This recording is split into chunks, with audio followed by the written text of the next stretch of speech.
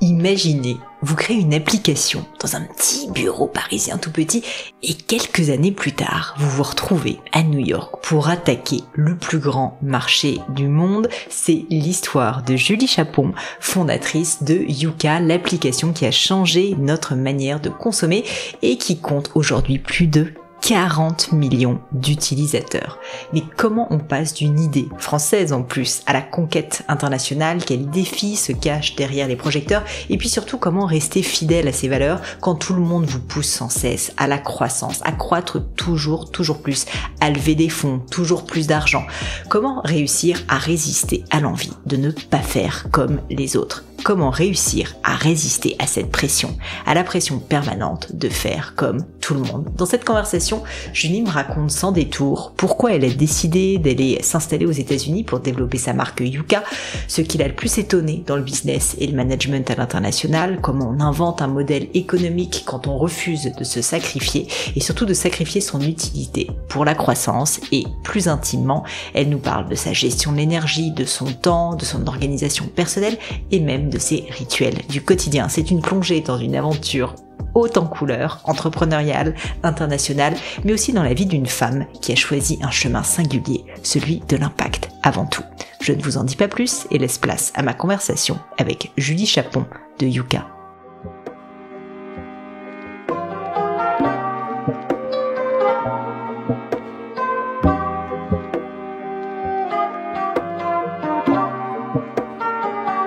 Quand on est indépendant, il y a des jours où tout roule. Et puis il y a les autres. Vous savez, ceux où un client oublie de payer une facture, où vous passez 1 heure à retrouver un justificatif dans une bannette mal triée, ou encore les jours où vous réalisez que votre compte pro ne distingue pas ce qui revient à l'URSSAF de ce que vous pouvez réellement dépenser. C'est là que mon sponsor de longue date, Conto, est bien plus qu'un simple compte bancaire. Facturation automatisée, relance intégrée, estimation du solde de TVA pour facilement savoir où vous en êtes, sous-compte avec IBAN dédié pour mettre de côté charges ou salaire, et surtout une vision claire en temps réel de votre trésorerie. C'est structurant, apaisant et, si on est honnête, totalement indispensable quand on gère son business soi-même. Conto, c'est la solution que j'aurais aimé avoir à mes débuts et celle que je recommande sans réserve aujourd'hui aux indépendants autour de moi. En plus, Conto vous offre 3 mois sur votre abonnement compte pro avec le code Pauline 2025. Alors n'attendez plus et rendez-vous sur conto.com, Q-O-N-T-O. Salut Julie, enchantée d'être avec toi. Salut Pauline. En live de New York en plus, trop contente. C'est ça, en live de New York, ouais. Écoute, ça tombe bien parce que tu vois, ça me fait une belle transition. Tu le sais, j'avais très envie de discuter justement avec toi de Yuka maintenant. C'est vrai qu'en fait, on a beaucoup entendu parler de votre histoire qui est quand même assez extraordinaire, franchement, et on va revenir peut-être sur les débuts, mais j'ai envie de comprendre où vous en êtes maintenant. Si je me trompe pas, donc aujourd'hui tu vis à New York pour développer donc Yuka aux US, et ouais. J'aimerais bien que tu remontes en arrière et que tu m'expliques comment s'est prise peut-être d'abord la décision de ce move de partir aux US, puisque Yuka, c'est quand même un immense marché, le marché américain, avec en plus tous les problèmes qu'on connaît quand même sur l'alimentation là-bas, et donc j'avais envie de comprendre déjà cette décision, comment vous l'avez prise, et puis dans un second temps, comment est-ce que toi t'as pris la décision ensuite de venir t'y installer à titre personnel?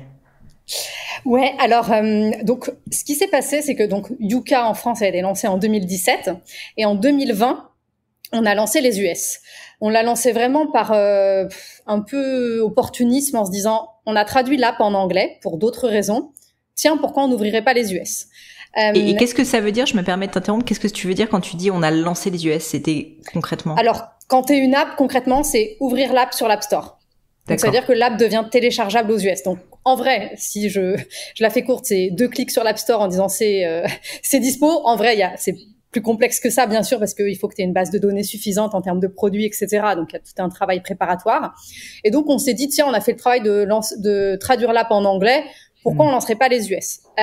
Donc on a lancé les US, et puis nous on s'attendait à ce que ça fasse un peu comme en France ou dans tous les autres pays européens où on a lancé et où ça a pris tout seul. On n'a jamais fait de pub, de com, on n'a jamais rien fait.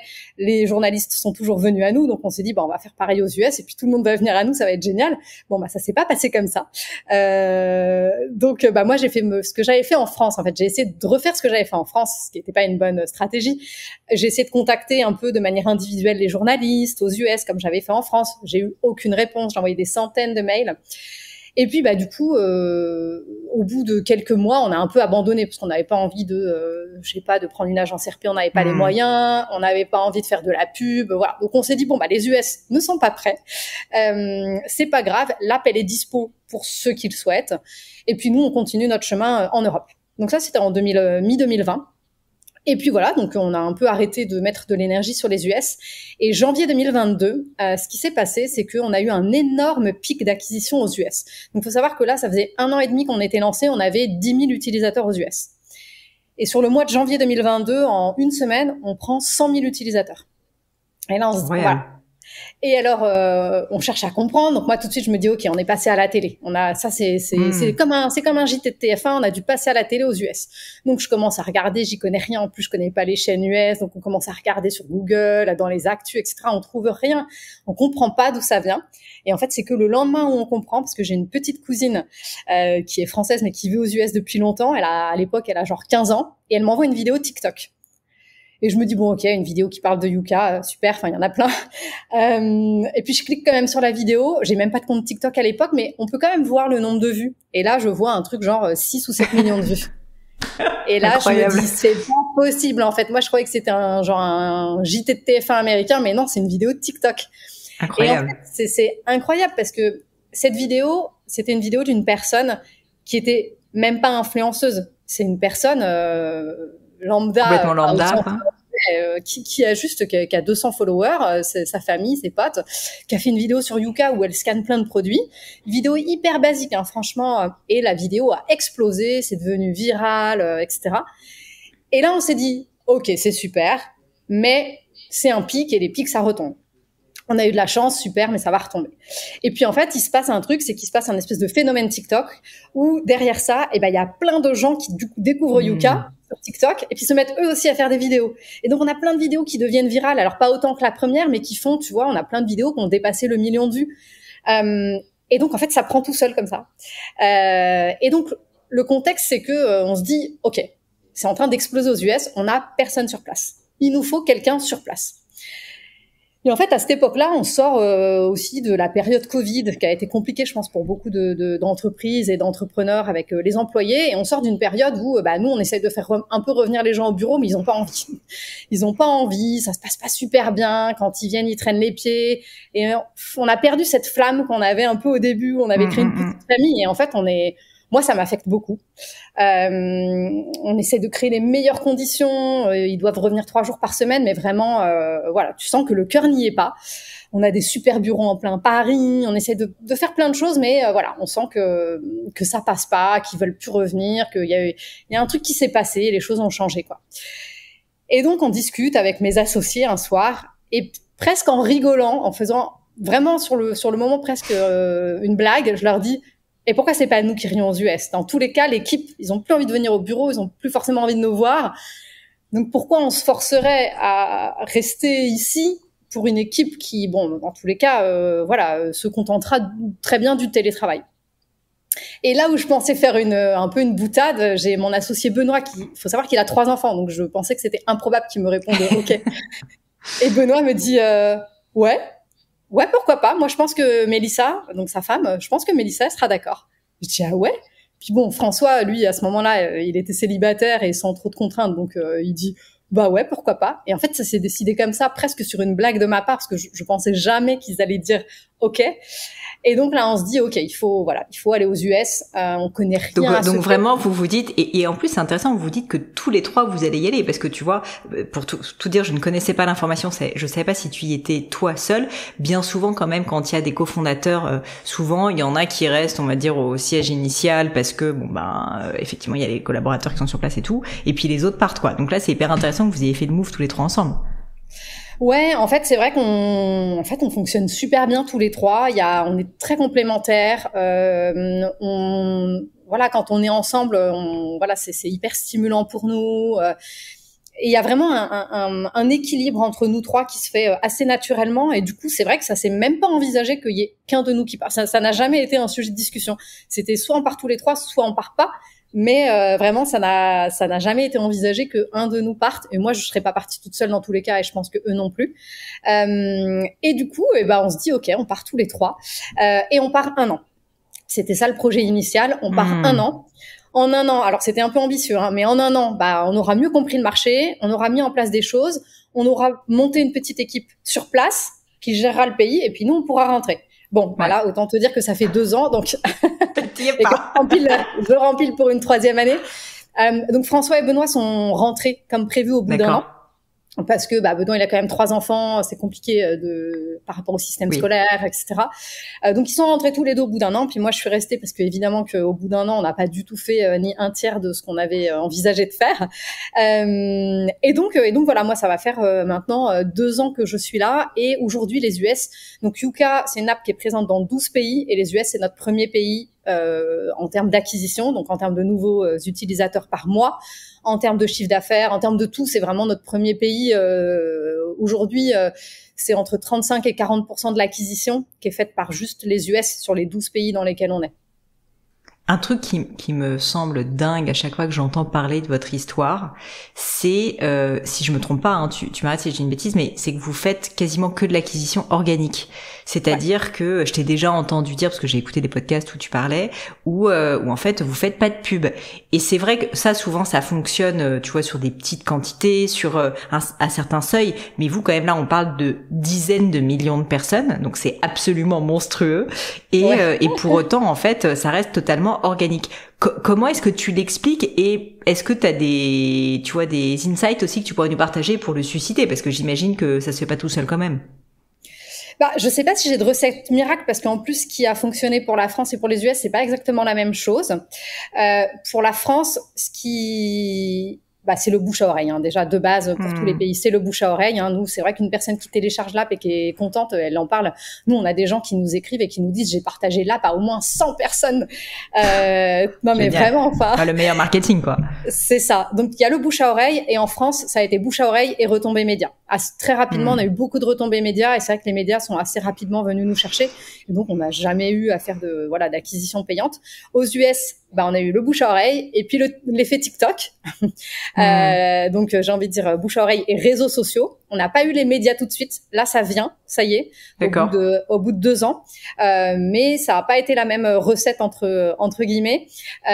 Dans tous les cas, autant te dire que aux US, même si on avait voulu le faire, l'acquisition payante et la pub, c'est hors de prix, mais c'est vraiment, on s'est renseigné un petit peu au début pour se dire quand même, faut pas mourir idiot, on va quand même tester de faire de la pub, peut-être que en vrai ça marche. Et en fait les prix, mais c'est même de faire, tu vois, des collabs avec des influenceurs ou des choses comme ça, tout est hors de prix. Dans tous les cas, c'est la première raison est plus philosophique qu'autre chose, mais la seconde raison, c'est que dans tous les cas, on n'aurait pas mis autant d'argent là-dedans. Et voilà. Et donc, aux US, ça a été réseaux sociaux, bouche à oreille, et maintenant retombées médias. Aux US, ce qu'on a fait, c'est que par contre, on a pris une agence RP. C'est la première fois dans l'histoire de Yuka. C'est dingue, déjà, d'ailleurs. Parce que vu toutes les retombées que vous avez eues, c'est quand même dingue que vous ayez réussi à générer tout ça seul. Enfin, c'est quand même hyper admirable. Ouais, c'est vrai qu'on a eu beaucoup de chance que, en fait, pendant très longtemps, c'était que des demandes entrantes. On a fait très peu de RP sortantes où, moi, je répondais que aux interviews parce que j'avais des demandes entrantes. Là, aux US, clairement, la donne est différente, hein. On n'était pas attendus. Et donc, personne est venu nous chercher de même. Donc, on a pris une agence RP, pour la première fois, qui nous aide. Et là, tu vois, ça a été dur, hein, au début, même avec une agence RP. Honnêtement, les médias américains, c'est pas facile à aller chercher. Ils sont tellement saturés d'infos. C'est vraiment un autre monde. Mais voilà, au bout de 2 ans de travail, tu vois, ça paye. Et on a eu un premier très gros article dans le Wall Street Journal, qui était en plus un super article, hyper positif sur l'impact de Yuka sur les utilisateurs, mais aussi sur les marques américaines. Donc vraiment un super article qui a déclenché plein d'autres trucs. Tu vois, après j'ai été appelée par Fox. On a eu un article dans le New York Times, etc. Mais tu vois, c'est assez récent. Donc il faut être patient, quoi, aux US. Et heureusement que je suis pas rentrée au bout d'un an. C'est clair. C'est souvent comme ça que ça se passe d'ailleurs, hein. Effectivement, t'as un premier leader d'opinion qui parle de toi et puis ça donne un peu des idées à d'autres, etc. C'est assez exactement. Dur d'ailleurs d'aller chercher ce premier important, un peu ce gros poisson, quoi. C'est ça, c'est exactement ça. Et après, quand tu l'as, ça te donne une crédibilité qui est hyper importante et qui est vraiment game changer. Nous, on avait eu ça en France. Alors, on l'avait eu beaucoup plus rapidement parce qu'on s'est lancé en janvier. On a lancé l'app en janvier 2017 et en février 2017, on a eu un gros papier dans Le Parisien qui derrière a déclenché plein d'autres trucs. Ici, ça a mis plus de temps, mais ce papier dans le Wall Street Journal, il a été hyper important. Ouais. Alors les US, souvent on se dit que c'est un peu l'Eldorado parce qu'il y a beaucoup de monde, il y a beaucoup d'argent, et en plus c'est quand même le pays de la malbouffe, donc on peut se dire que pour Yuka c'est génial parce que c'est genre un marché incroyable, et en même temps t'as l'air de dire que c'est pas si facile que ça. C'est quoi pour toi peut-être les idées préconçues, tu vois, que t'avais sur les US et qui finalement se sont révélées être fausses, ou quand vous êtes arrivés tous les trois, vous êtes dit un peu la fleur au fusil, on va faire comme ci comme ça, ou je sais pas, la réaction du marché ça va être ça, et puis finalement tu te rends compte que bon c'est pas tout à fait comme ça, ou je sais pas, c'est peut-être même sur le management, sur les collaborateurs, enfin des choses qui t'ont étonné finalement depuis que t'es arrivé.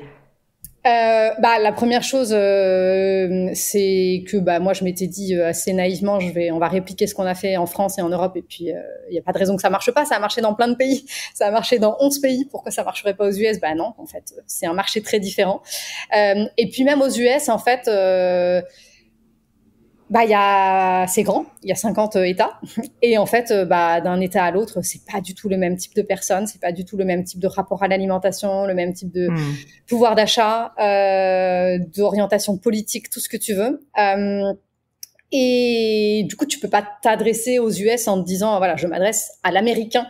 Ça marche pas comme ça entre, je sais pas, la personne au fin fond de je sais pas quel état, tu vois, rural, et personne en Californie, ça n'a rien à voir. Donc je pense que voilà, il faut pas se dire qu'il y a l'américain type entre guillemets. Et puis après, en idée, attends, j'ai un truc qui m'était venu en tête, mais là ça vient de m'échapper. En idée préconçue, qu'est-ce qu'on s'était dit? Non, je sais plus, ça vient de m'échapper. Mais ouais, je pense qu'il faut être sur place pour vraiment se rendre compte. Tu peux pas, dans tous les cas. Moi, j'avais fait beaucoup de calls avant de partir aux US avec des entrepreneurs qui étaient sur place, qui m'avaient donné plein de conseils, etc. Mais je pense que vraiment d'être sur place, ça reste hyper clé. Par rapport au management, aujourd'hui, moi, j'ai recruté une seule personne. Ça a été beaucoup plus long que prévu. J'ai fait passer beaucoup d'entretiens pour ce poste. Je crois que j'ai fait passer 35 entretiens. Au début, je voulais vraiment une personne américaine parce que je m'étais dit, on est aux US, il me faut une country manager ou un country manager américain. Et en fait, quand je passais les entretiens, alors moi, je fais beaucoup confiance facilement. Je vais pas double-checker les infos quand quelqu'un me dit j'ai fait ça. Ok, je le crois. J'ai des associés qui sont un peu plus, qui vont un peu plus creuser. Puis du coup, je faisais passer des entretiens à des gens, j'ai trouvé super. Et puis ensuite, ça passait à mes associés. Ils me disaient mais t'as vérifié ça? Quand il te dit qu'il a fait passer le compte LinkedIn de sa boîte ou Insta de 1000 à 100 000. Je dis, ah ouais, non, j'ai pas vérifié. Non, regarde, pas du tout. Et alors, c'est très américain, tu vois, ils savent se vendre, voilà. Mais nous, en tant que Français, on n'a pas du tout le réflexe d'aller double-checker les infos, de vérifier. Et donc, ça a été très compliqué. Voilà, il y a pas de personne avec qui je l'ai vraiment senti. Et donc, au bout d'un moment, j'ai switché. Je me suis dit, ok, je vais chercher une personne franco-américaine. J'ai besoin que la personne soit américaine. J'ai besoin qu'elle comprenne vraiment le marché américain et qu'elle soit imprégnée. Mais j'ai besoin qu'elle ait aussi cette double culture française où on puisse plus facilement communiquer, où j'ai pas ces barrières culturelles ou ces différences culturelles qui font qu'en fait ça va pas forcément bien se passer ou ça va être compliqué pour moi. Donc ça a été plus compliqué parce que forcément ça réduit le périmètre. Mais voilà, aujourd'hui ça fait 1 an qu'elle travaille avec moi, elle est franco-américaine et voilà, et ça se passe super bien. Mais voilà, là où j'avais prévu d'avoir une équipe de 3-4 personnes, aujourd'hui, voilà, on est 2. Mais voilà, je préfère prendre le temps et être sûre d'avoir les bonnes personnes. Ouais, t'as raison. De toute façon, on sait très bien que tout est toujours plus long et plus compliqué que ce qu'on aimerait, en tout cas, Exactement. Et bien souvent que ce qui est prévu. Et dis-moi, alors, du coup, là, maintenant que t'es aux US, concrètement, c'est quoi, en fait, ton objectif, tes missions? J'ai compris, tu veux pas forcément d'y rester toute ta vie, mais c'est de continuer à développer l'acquisition, c'est de créer l'équipe. Enfin, quelle est ta mission, finalement? Alors, il y a effectivement continuer de développer l'acquisition, même si maintenant ça tourne un peu tout seul, parce que comme on se le disait, c'est très organique, donc on peut faire des petites actions de temps en temps, mais globalement c'est assez organique. Continuer à construire l'équipe, parce que effectivement, le jour où je repars, j'aimerais bien au moins avoir une équipe de 2-3 personnes solides ici. Et surtout, mon rôle, qui est quand même très très différent, c'est pour ça que j'adore aussi ce que je fais, parce qu'en fait, ça n'a tellement rien à voir, mon rôle aujourd'hui, avec mon rôle d'il y a 2 ans ou 3 ans en France. Mon rôle aujourd'hui, c'est aussi de trouver les bons partenaires avec qui s'associer, qui vont aussi crédibiliser le projet et la démarche. Parce que, Yuka, c'est une app de scan, mais c'est pas que ça. Mon objectif, c'est vraiment que, tu vois, ce soit vraiment un outil de référence sur lequel on ne doute pas de sa solidité scientifique. Aujourd'hui, tu as d'autres apps aux US qui sont pas aussi grosses que Yuka, mais certaines qui sont quand même grosses. Et t'en as par exemple une très grosse sur la food. Derrière, c'est un influenceur. C'est un influenceur qui n'a aucune connaissance en nutrition, qui dit un peu tout et n'importe quoi, qui derrière a des liens avec les marques, etc. Mais l'app marche très bien. Et moi, mon objectif, c'est vraiment d'arriver à nous différencier en crédibilisant le projet. Et ça passe par notamment trouver les bons partenaires. Donc, tu vois, là, par exemple, on est en train de faire un partenariat avec Harvard pour publier une étude sur le problème d'accès à une alimentation saine, problème d'accès financier à une alimentation saine, pour montrer la différence de prix entre des produits sains et les mêmes produits, mais en version pas saine. Donc ça, tu vois, on collabore avec Harvard, donc c'est génial. On va sortir un rapport ensemble. Je collabore, par exemple, avec Consumer Reports. Consumer Reports, c'est un peu l'équivalent de l'UFC Que Choisir aux 60 millions de consommateurs aux US. C'est très, très gros, assez historique. On collabore aussi avec une autre app qui est une ONG qui s'appelle EWG. Donc, mon objectif aujourd'hui, c'est vraiment de créer ces connexions et de trouver les bons partenaires et qui vont vraiment crédibiliser le projet et en faire un projet qui est vraiment reconnu comme solide, et notamment d'un point de vue scientifique. Et ça, en fait, je suis en train de réaliser, t'es quasiment obligé de le faire dans tous les pays, ce build-up de partenariat pour crédibiliser, ou finalement, si t'as Harvard et tu vois, je sais pas, l'agence pour la santé publique américaine, ça te suffit à l'échelle mondiale? C'est difficile à dire parce qu'en fait, en France, assez naturellement, ça s'est construit. Même si on peut encore travailler dessus, bien sûr. Mais en France, ça s'est construit plus facilement parce qu'on est français, parce qu'on connaît mieux, c'est plus facile. Oui, tu connais, bien sûr. Tu noues un contact plus facile avec d'autres organisations. Ici, aux US, c'est plus dur d'aller chercher. Moi, à la base, je les connais. Enfin, Harvard, bien sûr, je connaissais, mais tu vois, Consumer Reports, je dis Consumer Reports, c'est hyper connu ici, mais je connaissais absolument pas il y a 1 an ou 1 an et demi. Et puis même, aller chercher Harvard quand tu connais personne, c'est pas pareil que quand t'as fait une école de commerce en France, t'as quand même un réseau, enfin t'es là depuis toute ta jeunesse, quoi. Ouais, c'est ça. Et puis, on est aussi dans un contexte aux US avec ce nouveau gouvernement où pour moi, il y a vraiment un besoin d'appuyer notre démarche d'un point de vue scientifique parce que vraiment, on entend sur tout sujet un peu de tout et n'importe quoi avec des personnes quand même assez haut placées qui prennent la parole sur des sujets, mais sans forcément s'appuyer sur des vrais faits ou des vraies données scientifiques qui sont vraiment backées. Donc, on ressent vraiment le besoin de se positionner et de se différencier comme cet acteur qui va toujours s'appuyer sur des vraies données scientifiques. Aujourd'hui, on a une équipe scientifique de 2 personnes à Yuka, en plus de personnes extérieures avec qui on travaille, mais on a 2 personnes à temps plein dans notre équipe scientifique.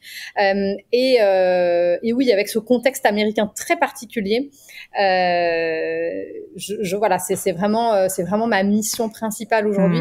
Et tu vois, j'en reviens aux idées quand tu disais les idées reçues sur les États-Unis. Je trouve que justement, en fait, tu peux pas avoir d'idées reçues parce que les États-Unis, c'est un pays qui peut tellement changer du jour au lendemain, tu vois, là, avec cette nouvelle présidence. Aujourd'hui, tu as un nouveau ministre de la Santé aux US, RFK, qui s'est saisi du sujet de la malbouffe et des additifs. Jamais t'aurais attendu ça d'un gouvernement républicain. Mais aujourd'hui, il a fait un peu, en termes de communication, de son cheval de bataille, la lutte contre les colorants artificiels, les aliments ultra transformés, les additifs. Et jamais j'aurais attendu ça de ce type de gouvernement. Après, vraiment toute considération politique mise à part, parce qu'il fait plein de trucs qui vont pas.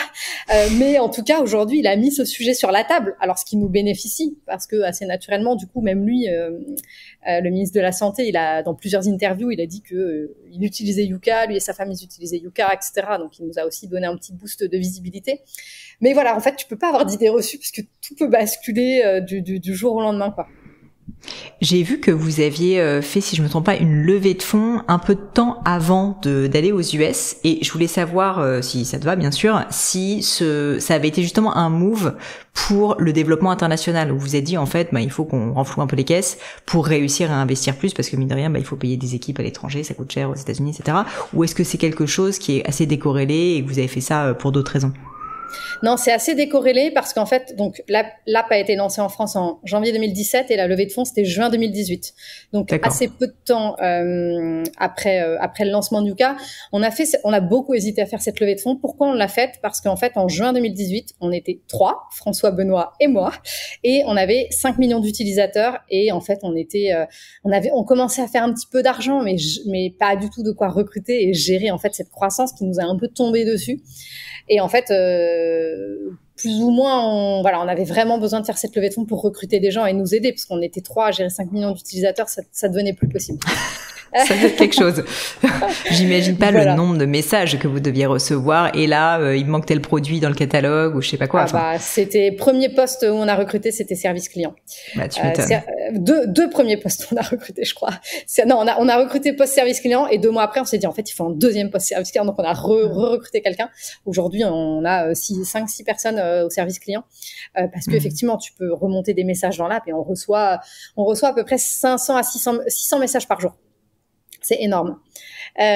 Donc ouais, et puis on a recruté des développeurs parce que l'objectif de cette levée de fonds, c'était que on développe une version premium de l'application avec des fonctionnalités supplémentaires et du coup une version premium payante. C'était de monétiser le projet et de le rendre viable sur le long terme. Donc c'était vraiment ça l'objectif de la levée de fonds en 2018 et on s'est tout de suite dit on en fait une, on n'en fera pas d'autres. Ce sera pas. C'est hyper intéressant. Et pourquoi vous êtes dit ça? Enfin, tu sais que c'est un sujet qui me tient à cœur, mais c'est intéressant parce que c'est vrai que c'est pas du tout classique. Souvent, la levée de fonds, et c'est pas mal ou bien, mais tu mets le pied dans la porte et ensuite tes actionnaires bien souvent te demandent quand même de réinvestir davantage, tu n'es pas rentable et donc t'es obligé de refaire une levée de fonds jusqu'à ce qu'un jour tu vends ou pas. Et si tu vends pas, souvent d'ailleurs c'est un problème parce que du coup, si t'es pas rentable, t'arrives pas à survivre. Mais donc il y a quand même cet engrenage un peu qui peut rentrer dans le cadre des levées de fonds. Et pourquoi est-ce que vous avez dit non, nous c'est une fois? C'est très original. Alors, on s'est dit ça parce que déjà de base, on voulait pas spécialement en faire une. C'est juste qu'on était vraiment complètement sous l'eau et qu'en fait, on avait vraiment besoin de recruter. Et donc, on a fait la levée de fonds pour pouvoir recruter et gérer cette croissance. Mais c'était pas, quand on a lancé Yuka, on s'est pas dit, il faut qu'on fasse une levée de fonds. Si on avait plus en patience, on serait passé. Et du coup, on s'est dit, on en fait une, mais avec cette levée de fonds, on développe un business model viable via notre version premium et on refait plus de levée de fonds parce qu'on n'aura plus besoin de demander de l'argent parce qu'on fera de l'argent et on sera rentable. Et parce qu'on voulait pas perdre plus le contrôle de la boîte non plus, parce que à chaque fois que tu fais des levées de fonds, tu fais rentrer des nouvelles personnes, tu dilues plus ton capital, etc. Donc ça, on voulait pas. Et la chance qu'on a eue, c'est qu'en fait, à l'époque, on a fait la levée de fonds, on est en juin 2018, en 1 an et demi après le lancement, en faisant pas grand-chose, en étant 3, on a 5 millions d'utilisateurs. Donc autant dire que les investisseurs, c'était facile de les trouver. Et donc, on était quand même en position de force où on pouvait un peu imposer du coup nos conditions. Et donc, on a fait notre levée de fonds dans des conditions très particulières où on a vraiment beaucoup limité le pouvoir de nos actionnaires. Concrètement, ils ont très très peu de pouvoir à Yuka. On n'a pas créé de board, on n'a pas de board. Donc, nos investisseurs, en vrai, il y en a... on leur a parlé à la levée de fonds et on leur a parlé peut-être 1 ou 2 fois depuis. Et c'est tout. Ils sont actionnaires passifs en fait, quoi. Ouais, complètement. Et quand on a fait la levée de fonds, on s'est dit aussi tous les 3, avec François et Benoît, on s'est dit si on trouve pas les bonnes personnes, qu'on le sent pas, on le fait pas. C'est pas grave, on va continuer à galérer tous les 3 à gérer cette croissance, mais on le fait que si on a des personnes avec qui on le sent. Et donc comme on était en mode on est prêt à ne pas la faire si on n'a pas les bonnes personnes, du coup donc c'est moi qui ai fait les entretiens avec les différents investisseurs. J'étais très cash en disant écoutez, nous on a besoin d'argent pour développer la boîte. Par contre, on veut pas faire d'autres levées de fonds, on veut pas revendre la boîte. Donc voilà, si vous voulez mais donc ces mecs-là, désolé de te poser la question, je t'ai complètement interrompu en plus, mais pourquoi est-ce qu'ils ont investi? Parce qu'en fait, si tu revends pas, ils veulent faire partie du projet, quoi. C'est presque philanthropique, quoi. J'ai presque envie de dire. Ouais. Alors, faudrait leur demander. Je veux pas parler à leur place, mais pour moi, il y a plusieurs raisons pour lesquelles ils sont venus quand même, en sachant qu'ils allaient probablement pas récupérer leur argent un jour. Bon, la première raison, c'est qu'ils se sont peut-être dit, ils changeront d'avis aujourd'hui, ils disent ça, mais voilà. Sans doute. Ok, on va lui dire oui, mais un jour ils auront besoin de nous et puis on refera une levée de fonds. Bon, première raison. Deuxième raison, c'est que en fait, les investisseurs, tu vois, quand ils mettent dans 100 boîtes, ils savent que sur les 100 boîtes, en fait, il y en a 10 avec lesquelles ils vont faire de l'argent. Et encore, je sais même pas si c'est ça le ratio. Et ils savent que les autres, ils vont pas faire d'argent. Donc, ils se sont dit, bon, c'est pas grave. Yuka, ça fera partie de celles avec lesquelles on fera pas d'argent. Et puis, tant pis. Enfin, je veux dire, ça fait partie du risque.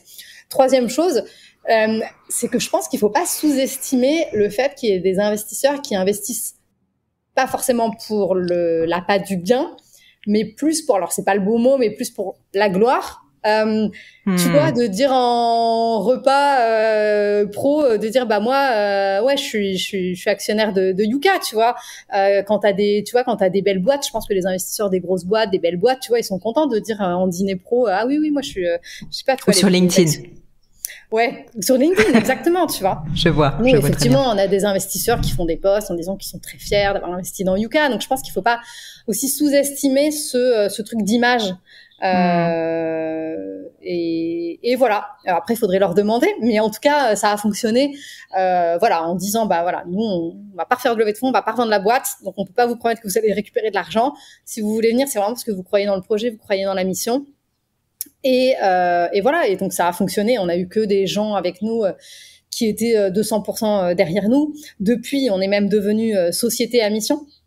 Donc, c'est-à-dire que Yuka, c'est pas une asso, c'est une entreprise, hein, on est une SAS, mais on a, alors c'est pas un statut, ça s'appelle une qualité. On a la qualité de société à mission. Ça veut dire quoi ? Ça veut dire que pour être société à mission, tu dois modifier tes statuts.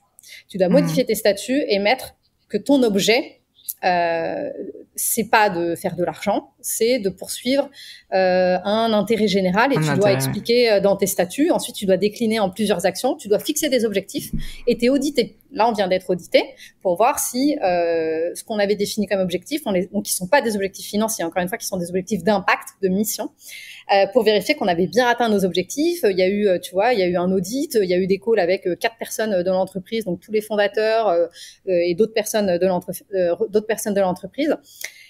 Et donc voilà, aujourd'hui, on se définit vraiment comme une société à mission où on fait du chiffre d'affaires, on est profitable depuis maintenant assez longtemps.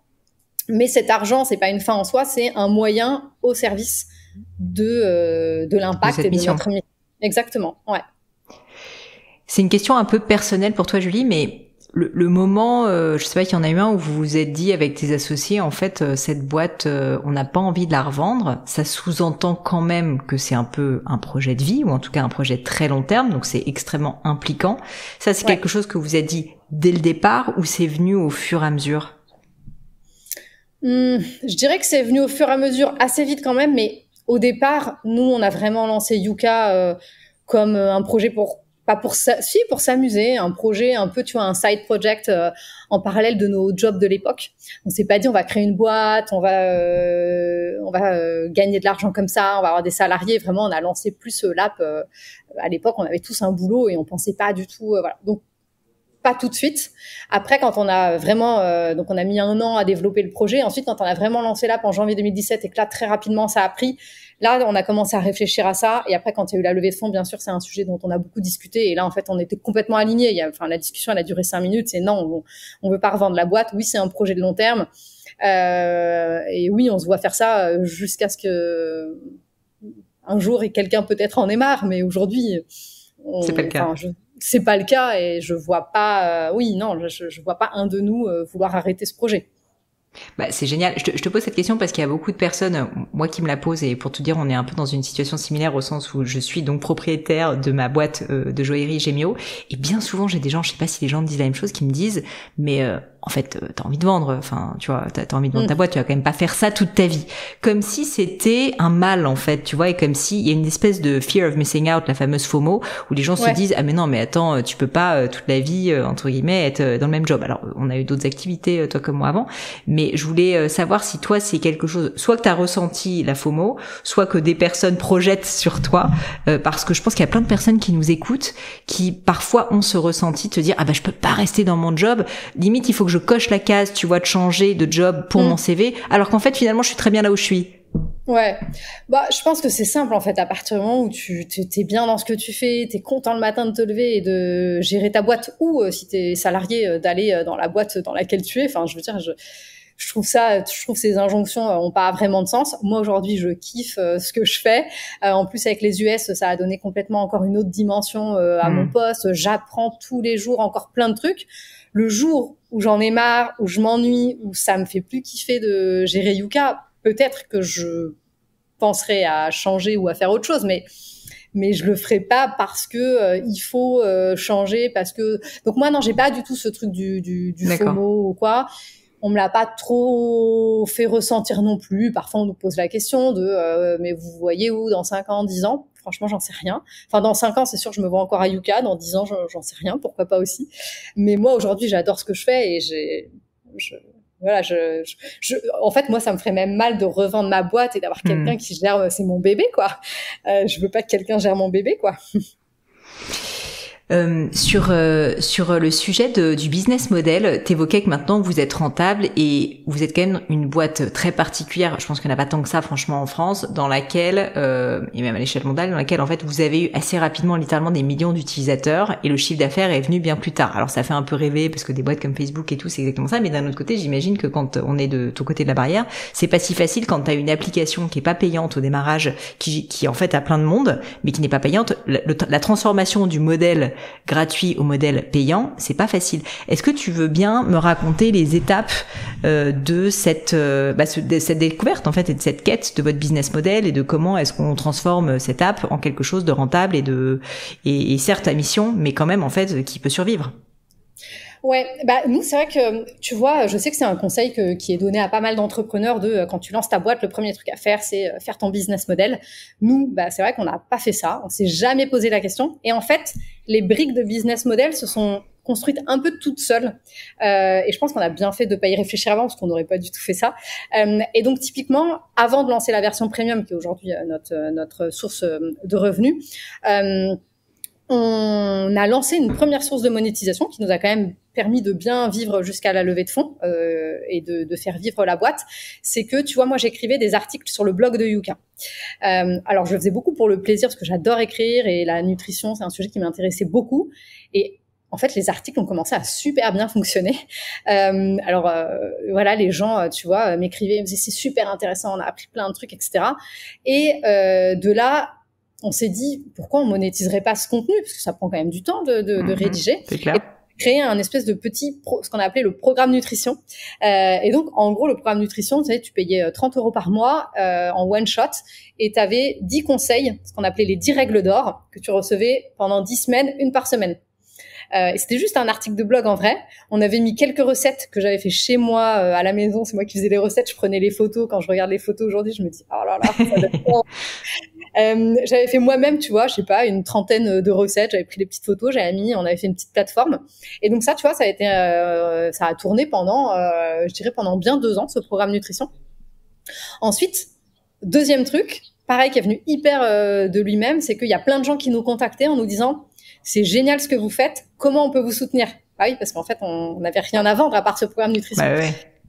Et du coup, on disait, comment vous pouvez me soutenir? On sait pas, on savait pas. Et donc, on s'est dit, on va mettre un petit formulaire sur notre site où les gens peuvent nous faire des dons. Alors, on n'est pas une asso, donc ce sera pas défiscalisé ni pour nous ni pour eux. Mais à partir du moment où ils en sont conscients et où ils sont prêts à, voilà. Et donc, on a lancé un petit formulaire où les gens pouvaient nous faire des dons. Et pareil, on a eu plein de gens qui ont commencé à nous faire des dons, etc. Et donc, on a eu le programme nutrition et les dons qui ont tourné pendant quand même assez longtemps. On les a killés depuis, mais ça a tourné pendant assez longtemps. Et ensuite, on a eu la grosse brique avec la version premium de l'application. Ce qui a été hyper important avec la version premium de l'application, c'est que ce qu'on a mis en payant, c'était que des nouvelles fonctionnalités. On n'a pas rendu payant des fonctionnalités qui étaient gratuites. Parce que là, je pense que ça aurait été trop compliqué. Donc, en fait, on a juste rajouté une brique dans l'app avec cette version premium qui donnait accès à des nouvelles fonctionnalités qui étaient pas dispo jusqu'à présent dans l'app. Et donc, ça nous a bien aidé. Ensuite, pareil, tu vois, toujours le blog qui était toujours de plus en plus consulté. Vraiment, j'avais des articles qui faisaient des milliers et des milliers de vues. On s'est dit, OK, j'ai été démarchée par plusieurs maisons d'édition et puis on s'est dit ok, on va faire un livre. Et donc avec Anthony Berthou qui est nutritionniste avec qui j'ai créé beaucoup d'articles, hop, on a écrit un livre. Le livre s'est vendu à 150 000 exemplaires en 3 langues. Incroyable. pareil, alors tu fais pas énormément d'argent sur un livre, on va pas se mentir. Mais, quand tu te développes et que c'est les débuts, oui, c'est toujours ça de prix, quoi. T'as un ordre de grandeur, c'est un peu indiscret, mais de combien typiquement un truc comme ça vous a généré de chiffre d'affaires? J'avoue, je saurais pas dire parce qu'en plus, vu qu'on a coécrit le livre avec Anthony, tu vois, nos droits d'auteur étaient divisés en deux. Donc vraiment, oui, donc pas grand-chose. Ce qu'on a fait, donc sur les livres vendus par Marabout, la Fnac, etc., je dirais qu'on faisait, 2 euros par livre, hein, et encore, sachant que le livre était vendu 20 euros. Par contre, ce qu'on a fait, c'est qu'on a acheté un stock de livres directement à Marabout, donc à moins 50%, et qu'ensuite on s'est mis à vendre les livres en direct. Parce qu'on a une grosse force de frappe, notamment mail, parce qu'on a on a des millions d'utilisateurs, donc on peut écrire à des millions de personnes.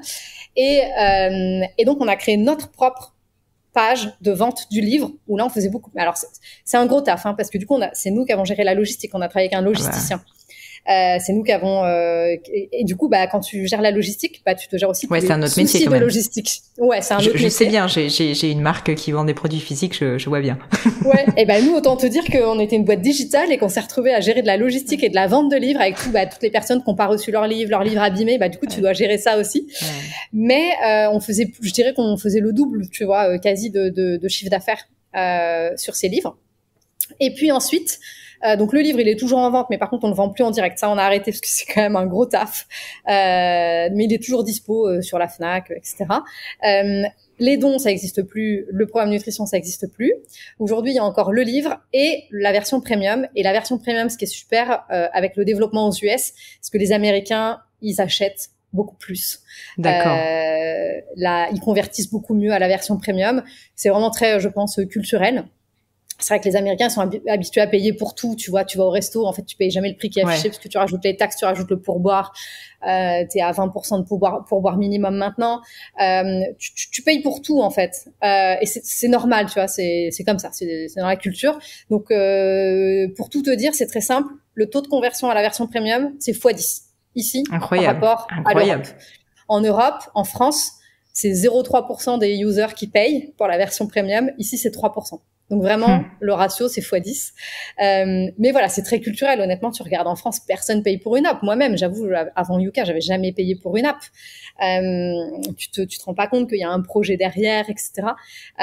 Et donc voilà. Et donc le business model aujourd'hui, il est rentable. C'est vrai que les US, ça aide beaucoup aussi. C'est sûr qu'en France, on n'est pas très habitué à payer pour des services de manière générale. Mais bon, je ne vais pas rentrer dans la polémique.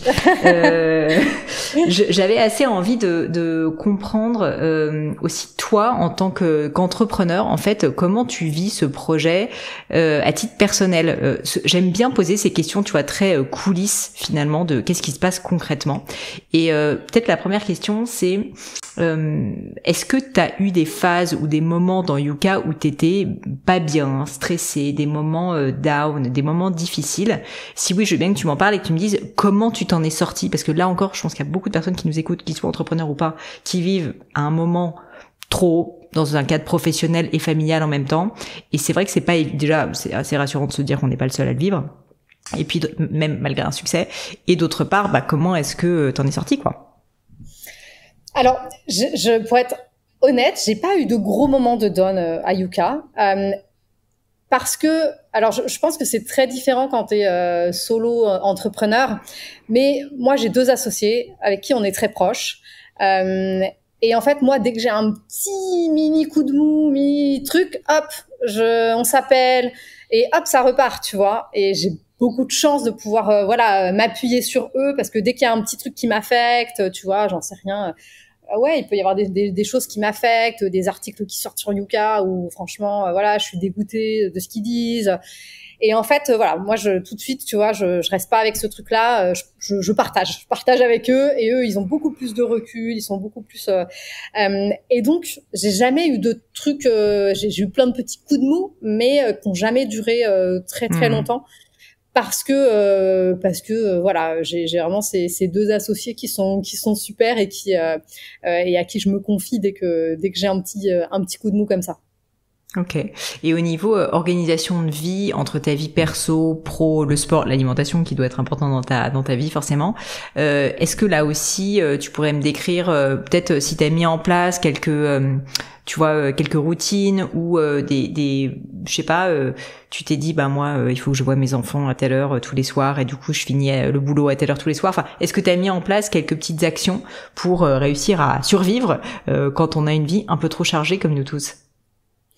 Ouais, j'ai mis en place quelques trucs, surtout depuis que je suis devenue maman, parce que clairement, ça a été un gros changement. Avant, je bossais sur Yuka H24, week-end compris, et quand t'as des enfants, c'est plus possible. Donc forcément, j'ai mis en place cette routine. En gros, moi, je les vois le matin. C'est moi qui leur prépare leur petit-déj, qui les habille, tout ça. Après, pouf, je pars. C'est mon mari qui les dépose à l'école. Et le soir, je pars max à 17h45, 18h, grand max. J'ai 15 minutes, je suis à 15 minutes en vélo de la maison. Donc, en gros, à 18h, 18h15, grand max, je suis à la maison.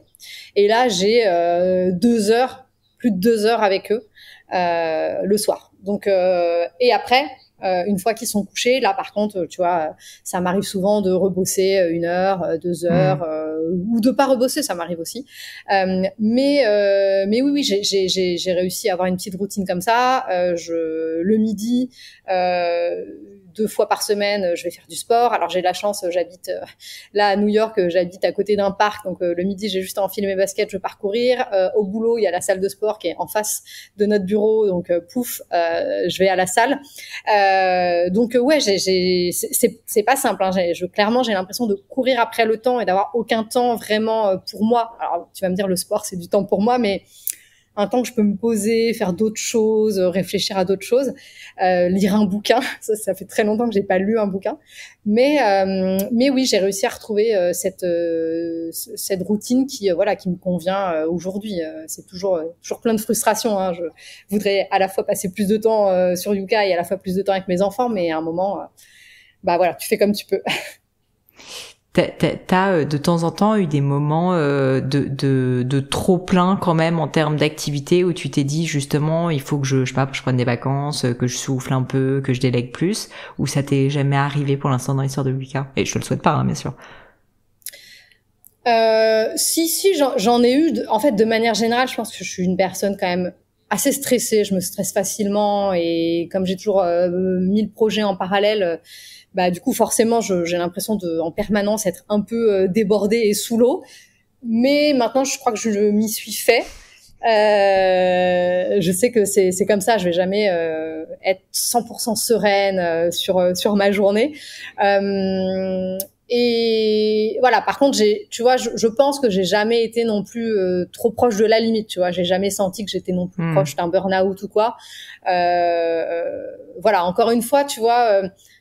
Si j'ai des moments où vraiment là je me sens dépassée, où là j'arrive plus, où ça va pas, pareil, tu vois, j'en parle assez facilement à mes associés, et tu vois, assez facilement ils vont me dire attends, ça vas-y, mets de côté, on s'en fout pour l'instant. Enfin voilà, tu vois, ils m'aident vraiment aussi là-dessus, et je t'avoue que moi je trouve très courageux les entrepreneurs solo parce que vraiment moi sans associés ce serait dur, hein. Franchement ils sont importants pour moi, quoi. Comment tu décompresses du coup quand t'as ces moments de stress? Tu fais ces sports principalement? Ouais, sport ou tu vois, je sais pas, si je suis stressée parce que j'ai trop de trucs, tu vois, je vais me faire une grosse soirée de boulot. Je vais bosser toute la soirée dès que les enfants sont couchés. Jusqu'à 22-23 heures, et puis au moins je vais me coucher en étant plus sereine. Tant pis, j'ai pris aucun temps pour moi, j'ai fait que bosser toute la journée, mais je vais me bosser en étant plus sereine, en ayant dépilé plein de trucs pour pas que ça me trotte dans la tête. Voilà. Et sinon, ouais, petite séance de sport, un petit, aller courir 30 minutes, ça fait toujours du bien, ça vide la tête. Et en plus, ça me donne toujours plein de... J'aime aussi beaucoup courir parce que quand je cours, je pense à plein de trucs et ça me donne plein d'idées. À chaque fois, je sors mon téléphone et puis je prends des notes pour pas les oublier quand je rentre de alors, courir. Attends, j'ai une question pour toi qui me titille parce que franchement, je suis comme toi et je galère. Comment est-ce que tu prends tes notes quand tu cours? Je l'ai tout testé. J'ai testé le dictaphone, mais c'est l'enfer. J'ai testé de m'arrêter, tu vois, et d'écrire un truc. Je m'envoie des messages WhatsApp. J'ai testé plein de choses et je trouve qu'il n'y a rien de génial. Donc je suis curieuse de savoir ce que tu fais. Non, c'est pas pratique. Moi, je m'envoie des mails. En fait, moi, aujourd'hui, ma boîte mail, c'est un peu ma to-do. J'ai pas d'outil de to-do. J'ai essayé plein de trucs. Mais au final, ma conclusion, c'est que moi, ma manière de fonctionner, c'est ma boîte mail égale ma to-do. Donc, quand je cours, je m'envoie des mails. Je mets juste mon idée dans l'objet. Alors, c'est écrit vite fait en courant, tu vois, je cours et je galère. Et hop, je m'envoie le mail. Et après, quand je rentre, tu vois, je vois mon mail, je me dis, ah ouais, tiens, c'était pas con ça. Ou, oh là là, non mais vas-y, laisse tomber, c'est juste une pensée un peu, et il y en a beaucoup. Un peu débile en courant. Quand ouais, il y en a beaucoup. Mais du coup, ce qui est bien, c'est que quand tu fais ça en courant après ou en faisant du sport et que tu le relis 1 heure après, bah tu vois, t'as un peu décanté le truc et parfois tu te dis, ah non mais c'est complètement con. Et en fait, tu te dis, ah ouais, putain, c'est hyper bien. Et je sais pas pourquoi en courant, j'ai toujours 1 milliard de trucs qui me viennent. Donc voilà, je m'envoie plein de mails. Souvent, je rentre de courir et j'ai 10 mails de moi-même à moi-même avec plein de trucs. Voilà. Génial. Et niveau alimentation, et après on passera à mes questions signature, à mon crible, est-ce que tu veux bien me décrire, parce que je pense qu'il y a quand même plein de gens qui se posent la question de concrètement qu'est-ce que Julie mange. Est-ce que tu as quelques règles d'hygiène alimentaire que tu suis qui sont importantes pour toi? Ouais, bah bien sûr, j'essaie d'avoir, et surtout pour mes enfants en plus, maintenant que j'ai des enfants, j'essaie d'avoir une alimentation hyper équilibrée. Faut savoir que ici aux US, pour les enfants, il n'y a pas de cantine. Donc je me coltine aussi tous les soirs la lunchbox, c'est-à-dire que tous les soirs, le tunnel du soir, il est assez vénère, parce que je me fais le repas du soir pour les enfants, alors avec mon mari, hein, bien sûr, on s'alterne, et tu fais le repas du soir et la lunchbox du lendemain. Donc c'est mentalement voilà. Et donc dans la lunchbox, bah forcément, j'essaye de mettre que des choses à peu près saines pour mes enfants, des légumes, des fruits. J'essaie de leur faire tester plein de choses aussi. Ils aiment pas, mais j'essaie aussi de faire tester plein de choses. Je cuisine assez peu parce que j'ai pas le temps. Ou alors je cuisine des trucs hyper simples. Ce que j'ai fait, c'est que je me suis comme beaucoup de personnes, je m'enregistre plein de recettes sur Insta que bien sûr je ne fais jamais parce que c'est pas pratique, je trouve. Et donc un jour, je me suis motivée. Non mais vraiment, comme quoi le digital c'est bien, mais parfois ça a ses limites. Et en fait, j'ai pris toutes les recettes que j'ai enregistrées, j'ai fait des copier-coller et je les ai imprimées dans un classeur à l'ancienne. Donc, trop sympa. J'ai un petit classeur de recettes. Non, mais je peux même te le montrer. Hein. J'ai mon petit classeur tout pris de sur recettes. Insta. Oh, trop chou. Ouais, j'ai mon classeur sur YouTube. Je me suis vraiment imprimé des recettes de Insta. C'est très stylé. Et du coup, voilà, tu vois, je vais dans mon petit cahier de recettes, j'ai que des trucs hyper simples, hop, je regarde. Et puis souvent, quand je suis en télétravail le midi, je prépare un truc comme ça. J'ai le repas du soir, potentiellement le repas du lendemain. J'essaye de congeler aussi, de faire des quantités qui font au moins 2 repas. Je congèle. Voilà, je vais faire un gâteau pour les enfants à peu près sain. Je prends la moitié, je congèle comme ça. Le jour où je suis en galère, pouf, je décongèle. Voilà, mais c'est pas simple. Honnêtement, c'est prise de tête. J'aimerais avoir plus de temps pour cuisiner, en fait. J'aimerais avoir plus de temps à consacrer à ça, parce que c'est un peu mon sujet. Voilà. Et j'allais dire qu'en plus aux États-Unis, ne serait-ce que trouver des aliments sains. Enfin, j'ai vécu moi-même 1 an à New York. Alors c'était il y a longtemps, donc ça a dû évoluer. Mais c'était très cher, déjà, je me rappelle. Hors de prix. Et puis bon, enfin, quand même globalement, les tomates, elles font 30 cm de large. Tu te dis qu'elles sont pas quand même tout à fait normales. Et enfin, je veux dire, il y a du sucre partout, quoi. Ouais, c'est hors de prix. Moi, j'essaye pour mes enfants aussi, d'acheter un maximum de produits bio. Et le bio ici, bah, autant je trouve qu'en France, on a quand même réussi à réduire les écarts de prix. C'est quand même plus accessible, même si ça reste plus cher encore. Ici, le bio, franchement, il y a encore une grosse différence avec le conventionnel. Moi, c'est simple, je vais faire mes courses, je ressors avec juste un gros sac. Pour 4 personnes là, j'en ai pour minimum $100. C'est impossible que je m'en sorte pour moins de $100 avec juste un petit sac de produits sains, bio, sans additifs controversés. C'est tout l'objet de l'étude qu'on est en train de faire avec Harvard. En fait, on compare des produits au sein d'une catégorie. Tu vois, on va prendre les pains de mie et on compare les 25% les plus chers, les 25% les moins chers, et on regarde leur composition. Concrètement, par exemple, entre les 25% les plus chers et les 25% les moins chers, t'as le double d'additifs dans les moins chers. T'as, je crois, c'est 60% de sucre en plus dans les moins chers.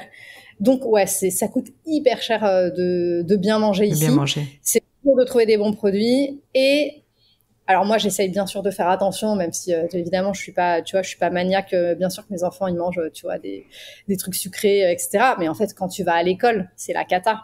C'est la cata parce que l'école elle distribue des snacks et franchement les snacks à l'école c'est beaucoup de bretzels. Des espèces de gummies aux fruits, enfin c'est horrible, avec des colorants artificiels, plein de sucre, etc. Enfin vraiment, l'école c'est cata. Et encore, je suis à New York. Je me dis mais qu'est-ce que c'est dans d'autres villes beaucoup moins avancées sur ces sujets. Donc il y a un énorme travail, il y a un énorme travail d'éducation à faire. C'est vraiment, tu vois, l'école de ma fille, ils donnaient des bretzels en snack et ce qu'ils appellent des veggie sticks. Bon, c'est comme des biscuits apéro, mais de légumes. Donc, comme ça s'appelle veggie stick, eux, ils ont l'impression que c'est sain, en fait. Sauf mais c'est pas du veggie. Bah, c'est des trucs où t'as des extraits de pois chiches et puis, ils t'en font un veggie stick qui est coloré en vert. Mais c'est juste comme des biscuits apéro, quoi. Et donc, j'avais un petit peu râlé en disant, oui, moi, ma fille, du coup, elle mange pas ma lunchbox, elle mange que ces trucs-là. Elle m'avait dit, ah oui, je vais essayer de switcher les snacks, je vais passer de ça et puis je vais essayer d'acheter des pommes. J'ai dit, ça c'est génial, super. Et ensuite, un mois après, je vois que ma fille, elle revient toujours avec des extraits de trucs dans sa box, là, de bretzel. Et je lui dis à la maîtresse, je lui dis, mais on ne devait pas passer sur des pommes. Elle m'a dit, non, mais en fait, je me suis renseignée, mais c'est trop cher. Incroyable. Je dis, putain, c'est plus cher d'acheter des pommes, même pas bio, parce que je pense pas qu'elle voulait acheter du bio, des pommes que d'acheter des bretzels et des veggie sticks. Donc voilà, de toute façon, j'ai beau faire les efforts que je veux, il y a aussi l'école et toute la société derrière qui est pas encore hyper au point sur ces sujets. Bon, c'est bien, vous allez pas vous ennuyer, quoi. Vous avez un peu de pain sur la planche. C'est clair.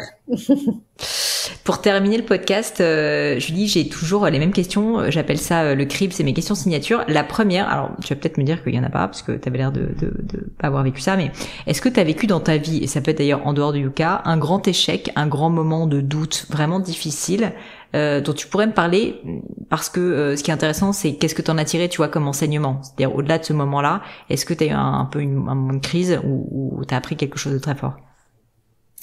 Alors, c'est pas du tout lié à Yucca. Je pense mon plus gros moment de doute, c'est quand je suis partie. Donc j'ai fait une école de commerce et ensuite ma 3e année, je suis partie en échange et je sais pas pourquoi j'avais mis en premier choix, j'avais mis le Pérou.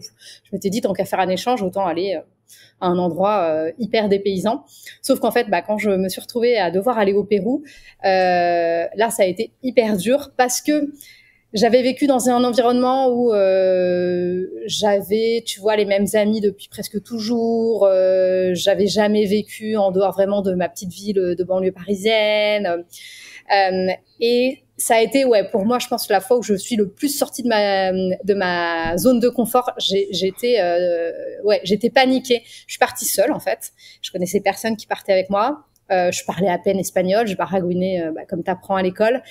J'avais très très peur de pas me faire d'amis. C'était vraiment ma crainte. Je vais pas me faire d'amis là-bas, ça va être horrible.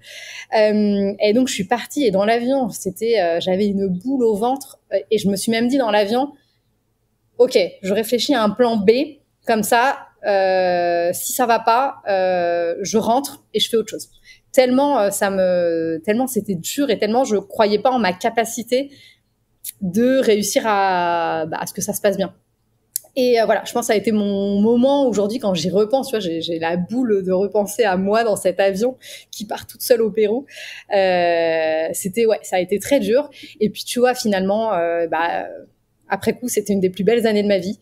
Je me suis fait plein de potes, dont des potes qui sont aujourd'hui parmi mes potes les plus proches. Je suis devenue bilingue en espagnol. Je suis repartie du Pérou, j'étais en pleurs. Voilà. Et donc c'est voilà, tu vois, quand tu sors de ta zone de confort, en tout cas moi ça a été vraiment une grosse source de croissance personnelle. Ça m'a donné beaucoup de confiance en moi, de me montrer que j'en étais capable, parce que je pensais pas que j'étais capable de ça en fait. Et ça m'a vraiment montré que j'étais capable. Ça m'a donné beaucoup d'autonomie, de confiance en moi. Et aujourd'hui, voilà, quand je dois sortir de ma zone de confort, je sais que c'est pas agréable, mais je sais qu'après je vais être contente, je vais en tirer quelque chose et ça va être bien. Merci beaucoup. S'il y avait quelque chose à refaire, qu'est-ce que tu referais différemment? Petite perso, pro, comme tu veux. À titre pro, non, rien. À titre perso, je pense que si je pouvais changer quelque chose, j'aurais bien aimé être, quand j'étais jeune, tu vois, quand j'avais, j'en sais rien, 14, 15 ans, j'aurais bien aimé être plus curieuse, m'intéresser à plus de choses, alors que je pense que je me laissais un peu vivre, porter, j'étais dans mon petit confort, voilà. Et tu vois, justement, moi, en écoutant pas mal de podcasts, assez récemment, je sais pas pourquoi, bizarrement, je suis tombée sur plusieurs personnes dans les podcasts des entrepreneurs ou autres, qui racontaient que quand ils avaient 15 ans, ils voulaient absolument partir à l'étranger, faire une année à l'étranger dans un lycée à l'étranger, qu'ils avaient demandé ça à leurs parents et qu'ils l'avaient fait. Et je me disais, mais c'est ça qu'il m'aurait fallu. J'aurais trop, plutôt que d'aller au Pérou à 20 ans et quelques, j'aurais dû le faire plus tôt. Et je pense que si je pouvais, ouais, je pense que à la petite fille de 15 ans, je lui dirais, vas-y, dis à tes parents que tu veux partir à l'étranger. Ça va peut-être être dur, tu vas peut-être être en source d'angoisse, mais ce serait une super expérience. Ça m'aurait aussi rendu bilingue anglais, ce que j'aurais adoré, parce qu'aujourd'hui, la barrière de la langue, mine de rien, c'est quand même, une contrainte. Même si forcément en 2 ans aux US j'ai progressé, mais je me sens pas du tout bilingue. Et ouais, je pense que je me dirais, vas-y, pars aux US 1 an dans un lycée, ça va être super. Un super conseil.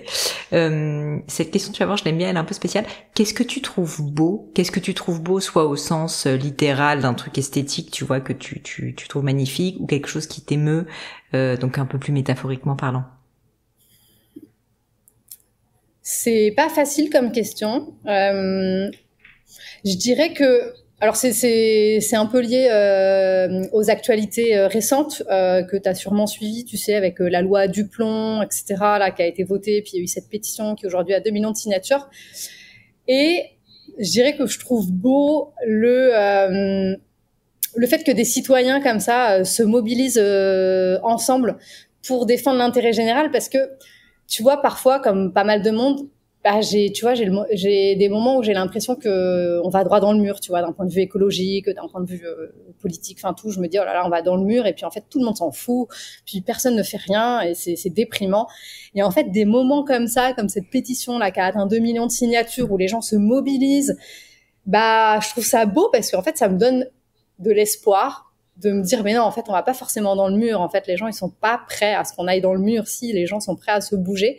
Et ouais, j'ai trouvé ça hyper inspirant là récemment, cette actualité avec cette loi et toutes ces personnes qui se sont mobilisées. Et tu vois, il y a un lien avec Yuka, tu vois, toutes ces personnes qui utilisent une app et qui changent les règles du jeu, parce que en tant que petits citoyens, en fait, ils arrivent à avoir tous ensemble un impact sur les industriels et sur qui sont pourtant des gros mastodontes.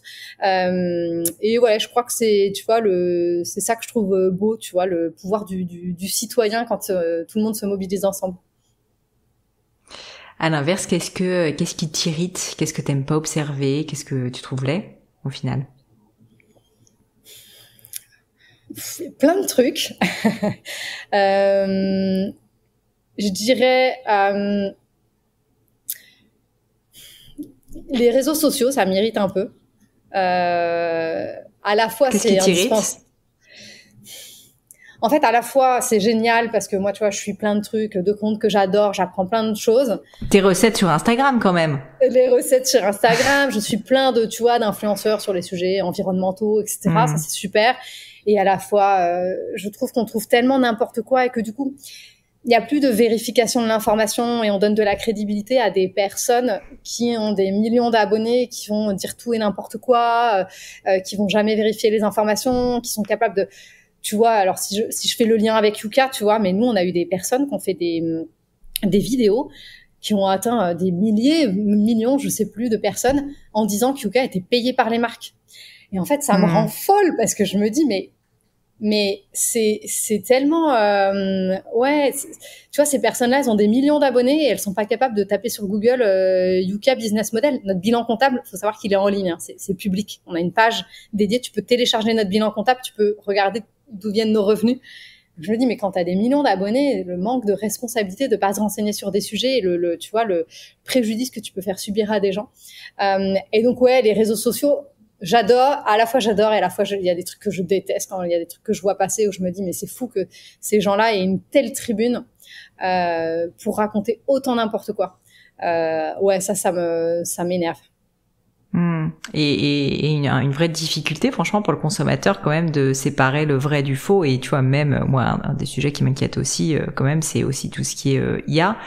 Ouais. Parce qu'en fait, il faut quand même se dire qu'il y a beaucoup de gens maintenant qui basent leur prise de décision et leur information sur ChatGPT, et qu'en fait, bon, il faut quand même bien creuser et bien sourcer, parce qu'il y a quand même beaucoup de choses qui sont fausses, parce que ça a été écrit dans un article quelque part et que le ChatGPT le reprend, et donc en fait, il faut quand même aller vérifier l'information. Donc c'est à l'échelle des influenceurs, mais aussi, enfin franchement, et bon, c'était déjà le cas avec Google avant, ceci dit, mais c'est vrai que c'est un peu... C'est hallucinant. Tu vois, récemment, je voyais, je crois que c'est Marine L'Orphelin qui postait. En fait, il y a eu des vidéos qui ont été faites avec elle en version Irak, qui racontait des choses, mais elle était là, mais en fait, c'est pas moi. Je trouve ça hyper dangereux, tu vois. Je me dis, en fait, du jour au lendemain, il y a quelqu'un qui peut te faire dire n'importe quoi, et après, pour aller prouver que c'est pas toi et que les gens te croient, c'est ça le pire. C'est en fait ensuite aller te battre pour prouver que c'est pas toi, que t'as pas dit ça, que c'est pas vrai. C'est ça qui est dur, en fait, parce que les gens ont tendance à croire sans aller chercher au-delà, quoi. Est-ce que tu as une maxime ou une citation qui te tient à cœur, qui peut-être t'a soutenu un moment, ou je sais pas, que t'aimes bien, qui t'entraîne, que tu pourrais partager avec nous? Alors nous, on a une maxime qui est importante pour nous à Yuka avec mes deux associés. C'est en anglais, ce serait keep it simple, et en français, c'est la perfection est atteinte non pas lorsqu'il n'y a plus rien à ajouter, mais lorsqu'il n'y a plus rien à retirer. Et c'est un truc qui nous drive depuis le début, de toujours aller à l'essentiel. Je trouve qu'en tant qu'entrepreneur, tu peux vite avoir la tentation de vouloir toujours en rajouter, tu vois, plus d'infos, de fonctionnalités, plus de projets. Tu peux avoir tendance à t'éparpiller, à te défocus tout le temps parce que t'es tenté par plein de choses. Et tu vois, typiquement, quand t'as une app comme nous, tu peux être tenté de rajouter plein de trucs dans l'app. Tu vois, les gens, ils nous disent, et pourquoi vous rajoutez pas les articles du blog dans l'app? Et pourquoi vous rajoutez pas ci et ça et ça? Et en fait, non, nous, l'app, on veut qu'elle soit la plus simple possible. Et tu vois, notre règle, c'est juste pour l'app, notre règle, c'est si on rajoute une fonctionnalité, on en supprime une. C'est la règle. On a rajouté une fonctionnalité il y a pas longtemps, on a supprimé un écran. Résultat, personne n'a râlé. Ça prouvait bien que cette fonctionnalité, elle était vraiment pas hyper utile. Tu vois, alors que c'est moi qui écris une grosse partie des articles de blog, mais jamais j'irai les mettre dans l'app, tu vois, parce que ça n'a pas de sens. Il faut que l'app, elle reste hyper simple. C'est je scanne, j'ai des recommandations et point. Donc ça, c'est vraiment un truc où on est vraiment alignés tous les trois là-dessus. C'est trop cool. Et qui nous tient. Franchement, mais quel bon conseil, je trouve ça génial. Et en plus, c'est pas facile, comme tu dis, parce qu'en fait, t'as sans arrêt des personnes qui te demandent de rajouter des trucs, des clients, des investisseurs, des fournisseurs, des machins qui tu veux. Et c'est dur, quoi, de résister. Mais franchement, c'est j'adore dur. l'idée. Et en plus, tu vois, quand t'as un petit peu de visibilité, je pense que tu vis la même chose. Je pense pour des raisons un peu d'ego, tu peux aussi vite être tenté, tu sais, t'es tout le temps invité à des conférences, à être jury de je sais pas quoi, et en fait à intervenir sur tel truc, et tu peux vite être tenté parce que ça flatte aussi un peu ton ego, etc. Mais en fait, moi, à chaque fois, je me dis, ok, ça va flatter mon ego et tout, ça me fait plaisir qu'on ait pensé à moi, mais ça va apporter quoi à la boîte? Rien, je vais parler devant 100 personnes, c'est quoi l'impact pour Yuka? Pas grand-chose. Après, ça dépend ça dépend, hein, ça peut avoir du sens pour certaines personnes, sur certains sujets.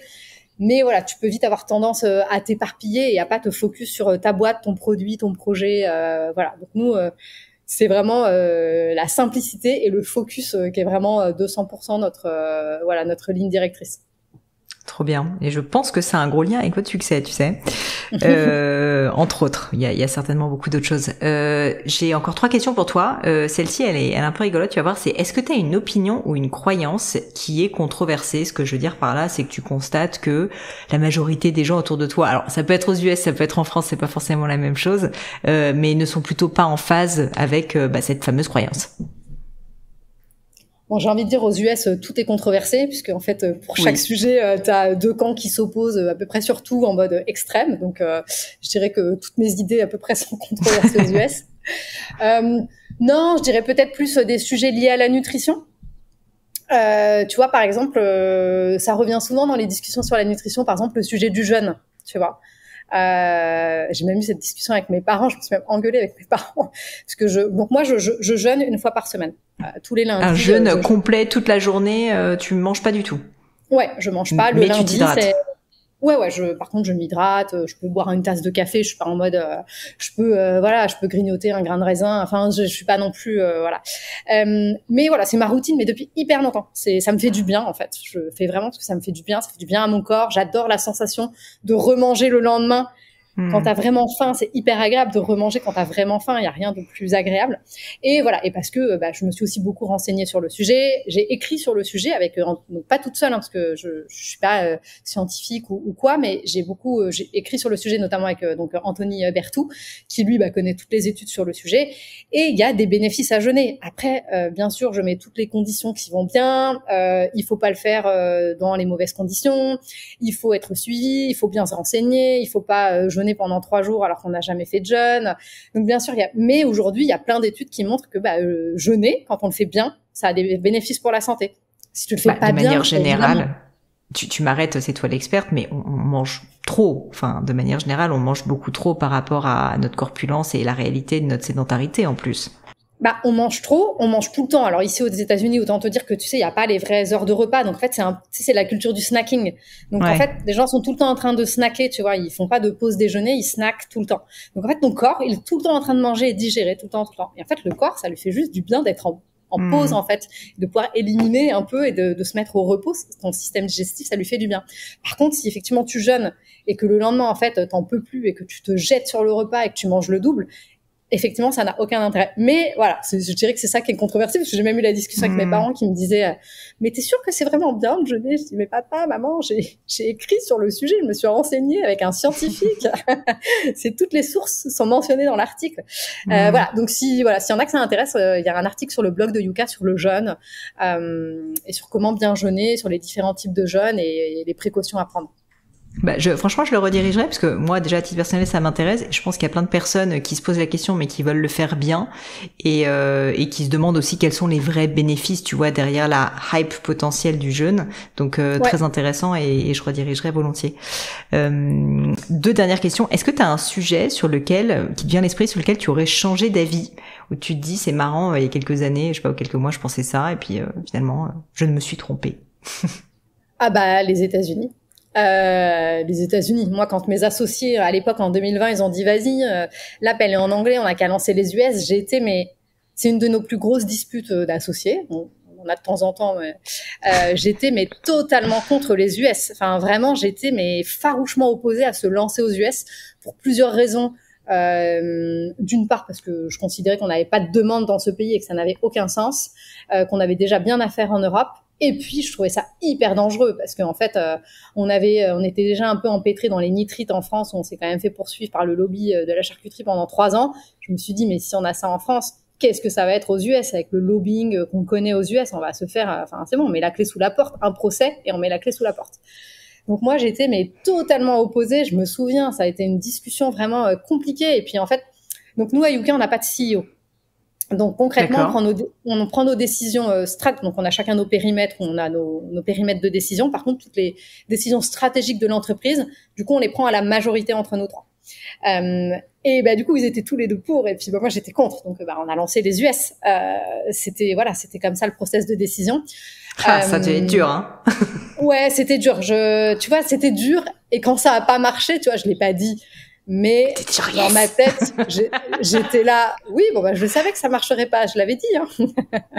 Hein. Résultat, tu vois, j'ai changé d'avis puisque aujourd'hui, c'est moi qui suis aux US toute seule et puis eux, ils sont rentrés en France et c'est moi qui pilote les US. Et puis après, à titre personnel, ça m'attirait pas du tout les États-Unis. C'était pas, tu vois, j'avais pas du tout, pour le coup, j'avais pas du tout le rêve américain. Et encore moins New York. Vraiment, ça m'attirait, mais pas du tout. J'y avais été 5 jours avec mes parents quand j'étais jeune et ça m'avait pas paru une super ville. Donc voilà, j'ai changé d'avis puisque là, je rempile pour ma 3e année et que en fait, j'adore New York et j'adore les États-Unis. Et ça s'est révélé être vrai, cette histoire de crainte contre les tu vois le lobby agroalimentaire qui allait vous poursuivre, parce que c'est vrai que je comprends honnêtement le stress quand même important sur ce sujet, quoi. Écoute, je peux pas trop en dire parce que je sais pas ce que je peux dire ou pas. Touche du bois. Merci. Mais non, là, tu vois, il y a quelques semaines, on a eu notre premier gros truc potentiel aux États-Unis. Après, on savait, tu vois, on s'est baqué. Quand on a eu l'affaire des nitrites qu'on a gagné, après on a recruté Louise, qui était notre avocate. Maintenant, elle est en interne chez nous, donc elle nous aide aussi à, tu vois, se baquer un maximum. Et s'il y a des sujets, elle nous aide. Donc là, on a un potentiel gros sujet en cours. On va voir comment ça avance. Mais aujourd'hui, tu vois, on est mieux préparé et surtout, tu vois, on a le recul de se dire, ça montre qu'on a de l'impact, tu vois, de se faire attaquer aux US. En fait, c'est que tu fais changer les choses, en fait.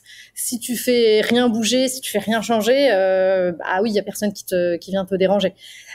Donc, tu vois, aujourd'hui, on le prend avec philosophie, de se dire, si on se fait attaquer, c'est parce qu'on a de l'impact et c'est qu'on a réussi aussi notre mission en quelque sorte. Mais oui, on sait que c'est un gros risque aux US. Donc, mais on est mieux préparé parce qu'on a Louise, parce qu'on a mis de l'argent de côté aussi pour ça. Ouais. Et voilà. Mais c'est marrant, tu sais, c'est un sujet, enfin nous on le vit beaucoup aussi avec ma boîte en propriété intellectuelle notamment. Je trouve qu'il faudrait que j'arrive à faire une fois un épisode de podcast avec quelqu'un là-dessus sur le sujet un peu de l'intimidation, on va dire quand même des grosses entreprises vis-à-vis des petites qui essayent en fait de montrer les crocs pour faire parfois perdre tellement d'argent à une boîte ou faire qu'elle va tellement dépenser son énergie sur des procès que finalement elle a plus le temps de faire du marketing, de faire son produit, etc. Et c'est pas facile de trouver des personnes avec des exemples. Mais du coup, je penserais peut-être à toi si jamais j'arrive à faire un épisode de podcast sur ce sujet. Nous, tu vois, avec les nitrites, on n'en a pas parlé parce que ça date et que c'était plus sympa de parler des US, mais pour te dire, nous, les nitrites, on a clairement dénoncé ça comme des procédures bâillons. On a eu 3 procédures en 6 mois. À l'époque, on nous réclamait 1,4 million d'euros. On faisait 18 000 euros de bénéfices nets. Voilà. Parce que vous aviez dit sur Yuka dans l'app que tel ou tel produit en fait avait des nitrites dedans et c'était contesté, c'est ça, enfin. Parce que les nitrites sont considérés comme un additif à risque, donc le plus haut niveau de risque dans notre catégorisation des additifs, c'est additif à risque élevé. Nitrite, c'est classé comme cancérigène possible par l'OMS. Effectivement, du coup, toutes les charcuteries avec nitrite étaient mal notées, et donc ça leur a pas plu, et donc ils ont essayé de défendre que les nitrites, c'est super, ça permet d'empêcher le botulisme, etc. Enfin, voilà, tu vois, des arguments de lobbying. Bon, ça a été loin. 3 ans de procédure, ça nous a coûté 600 000 euros. Heureusement qu'on a on a lancé une cagnotte de soutien, on a récolté énormément d'argent, on a eu un gros soutien de nos utilisateurs. Mais voilà, c'est juste pour te dire, tu vois, quand tu fais 18 000 euros de bénéfices nets et qu'on te demande 1,4 million d'euros, tu vois bien que l'intention derrière, c'est clairement de te faire mettre la clé sous la porte. Donc si tu veux parler du sujet, avec plaisir, parce qu'on a été empêtrés là-dedans pendant 3 ans, donc avec plaisir. Le juridique, toute une histoire. Écoute, dernière question pour toi, est-ce qu'il y a un livre, alors tu disais que tu n'avais pas le temps de lire, mais ça peut être un film, ça peut être, je sais pas, autre chose qui t'inspire, qui, à un moment donné dans ta vie, t'a peut-être fait changer d'état d'esprit, t'a transformé, t'a beaucoup marqué, quoi, tout simplement, que tu pourrais nous recommander, et pourquoi est-ce que ça a eu un tel impact sur toi? Ouais, alors c'est vrai que depuis que j'ai des enfants, je lis plus trop, mais j'adorais lire, j'ai lu beaucoup de livres. Je lis pas du tout de livres d'entrepreneurs, de développement personnel, tout ça, parce que j'estime que quand tu lis, c'est vraiment un moment pour t'échapper justement et penser à autre chose. Moi, mon livre préféré de tous les temps, c'est un grand classique, mais c'est Le Comte de Monte Cristo. Ah, génial. C'est vraiment mon livre préféré. C'est aussi le livre préféré de ma sœur. C'est marrant. Un jour, on en a parlé. Elle m'a dit, ah bon, mais non, mais c'est le mien. J'ai dit, non, c'est le mien aussi. Et alors, il y a le film qui est sorti maintenant, qui est devenu très connu, etc. Mais franchement, pour tous ceux qui n'ont pas encore vu le film, vraiment, lisez le livre avant. Il est incroyable. Tu sais, c'est vraiment le genre de livre. Je sais pas si tu l'as lu. Si. Alors, pour tout dire, j'aime beaucoup aussi, mais je l'ai relu il y a genre 1 ou 2 ans. Et c'est quand même tellement haletant et c'est très bien écrit et en fait, c'est vraiment le page turner et c'est drôle quand même de dire que ça date du 19e parce qu'en fait, ça te prend mais aux tripes et tu n'arrêtes pas à le lâcher. C'est dingue. C'est ça, c'est incroyable. Et moi, j'adore ce genre de livre où, tu sais, quand le livre, il est fini, t'es là en mode, t'es trop triste que ton livre soit fini tellement c'était bien, tellement t'étais dans le truc. Et tu vois, le film était bien, mais ça te fait tellement pas la même sensation que en plus, il est assez long quand même à lire. Donc, ça te prend quand même sur plusieurs semaines. Et voilà. Donc, moi, c'est mon préf. Et après, bon, moi, j'aime bien les grands classiques, mais j'ai adoré aussi Les Misérables, dans le même genre où pareil, t'es pris dans le truc et t'en es presque au point où t'as plus envie de sortir boire un verre avec tes potes parce que tu veux continuer ton livre. Voilà. voilà. Mais vraiment, mon préf, c'est le Comte de Monte Cristo. Monte Cristo, trop bien. Les romans fleuves, génial. Bah écoute, Julie, je te remercie 1000 fois pour ton temps. Je te remercie pour tout ce que tu as partagé avec nous. Est-ce que tu as peut-être envie de partager un dernier message à l'audience du podcast avant de terminer cet entretien qui était intéressant, chaleureux et puis hyper instructif aussi? Eh ben merci à toi. Comme je te l'ai dit au début, moi j'écoute ton podcast depuis longtemps, donc ça me fait très plaisir que tu m'aies reçu. Une dernière chose à dire, écoute, puisque j'en ai l'occasion, je pense que ça peut-être parler d'une fonctionnalité qu'on a lancée il y a 6 mois dans l'app, qui est pour moi hyper importante. Il y a 6 mois dans l'application, on a lancé une fonctionnalité qui permet d'interpeller les marques. Ça fait un peu le lien avec ce que je te disais quand tu me disais qu'est-ce que tu trouves beau et que je te disais la mobilisation citoyenne. Donc concrètement, c'est quoi? Quand tu scannes un produit qui a des additifs qu'on considère à risque élevé, tu as maintenant la possibilité dans l'app d'interpeller la marque par email ou sur les réseaux sociaux pour lui demander de supprimer ces additifs à risque. Donc tout est pré-rempli, t'as rien à faire, t'as juste à cliquer sur interpeller la marque, on te pré-remplit le mail avec le contact de la marque, le message pré-rempli, pareil sur les réseaux sociaux, ça te fait un commentaire, tu peux copier sur le dernier post Insta de la marque. Et depuis le mois de novembre, quand on a lancé cette fonctionnalité, on a eu plus de 800 000 interpellations. Wow. Et pour moi, c'est un outil hyper puissant. On a déjà plein de marques qui nous ont répondu en nous disant qu'elles allaient reformuler leurs produits. Et voilà, elle n'est pas encore hyper connue comme fonctionnalité. C'est pas un essentiel de Yuka que tout le monde connaît, mais du coup, j'en profite là pour dire, voilà, si vous scannez des produits avec des additifs à risque, sachez que vous pouvez interpeller les marques et agir et reprendre le pouvoir pour leur demander de supprimer ces additifs. Et c'est hyper cool aussi, tu vois, je fais un petit aparté pour les marques, parce que je pense qu'on peut le prendre comme une agression, mais au final, c'est une demande consommateur, et parfois les marques de ce type, j'imagine, elles sont pas en direct avec leurs consommateurs, parce qu'en réalité, elles sont distribuées en grande distrib, justement. Ouais, et donc là, c'est un contact direct avec le client qui te fait un retour et qui te dit, non mais en fait, moi j'aime pas telle ou telle chose, quoi. Donc ça t'évite un peu un focus group, quoi. Si j'essaye de le voir positivement, même pour la marque, quoi. Ouais, non, mais bien sûr, je pense que dans tous les cas, les marques ont tout intérêt à s'adapter à la demande des consommateurs plutôt que de lutter contre ça. Aujourd'hui, si les consommateurs veulent des produits plus sains, ne serait-ce que d'un point de vue business, la marque a juste intérêt à s'adapter, à faire des produits plus sains, elle les vendra mieux. Donc oui, ça lui permet aussi d'être confronté à cette demande-là, ouais.